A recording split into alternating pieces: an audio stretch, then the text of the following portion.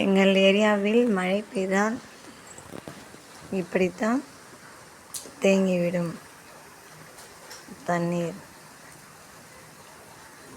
இன்னும் அதிகமாக வந்துவிடும். தொடர்ந்து பெய்தால் இன்னும் அதிகமாக வந்துவிடும். பாபா கோயிலில் எவ்வளவு தண்ணீர் போகிறது பாருங்கள்.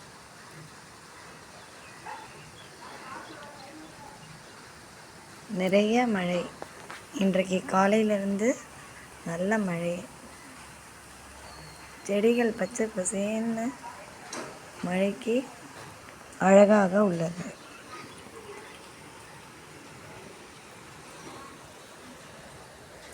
நல்ல மழை. இன்னும் பெய்தால் நாங்கள் ஃபயர் இன்ஜின் தீயணைப்பு வீரருக்கு தான் ஃபோன் பண்ணணும். ஏன்னால் இங்கிருந்து மக்கள் போவதற்கு அவர்கள்தான் வந்து எங்களை கூப்பிட்டு போக முடியும். தெரிகிறதா? பாருங்கள். இதில் எங்கள் ஏரியாவில் போன வருடம் இப்படி தான் காமித்தேன்.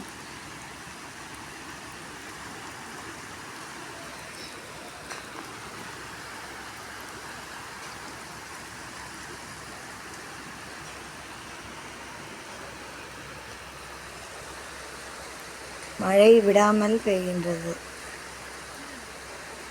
தண்ணீர் தேங்கிவிட்டால் எங்களால் இங்கிருந்து வெளியே செல்ல முடியாது.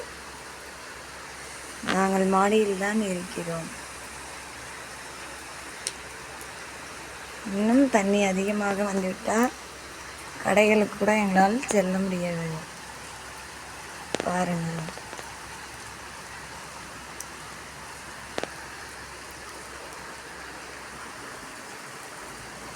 ஒவ்வொரு வீட்டினும் கீழே அந்த காம்பவுண்ட் வால் கீழே மிகவும் அதிக தண்ணீர் வந்துள்ளது. மழை ஆனால் விடாமல் தான் பெய்கின்றது.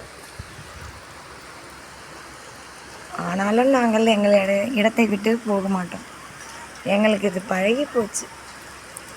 ஆமாம், கம்பு வைத்துக்கொண்டு ஏதாவது விஷப்பூச்சி வந்தால் அதை தள்ளிவிட்டு நாங்கள் நடந்து சென்று விடுவோம்.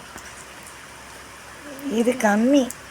நைட்டு தான் பார்க்கணும் தண்ணி எவ்வளோ வருதுன்னு. இன்று எல்லாருக்கும் அரசு விடுமுறை. நாளை தான் தெரியும். எங்கள் பசங்கள் எப்படி போவாங்கன்னு தெரியாது.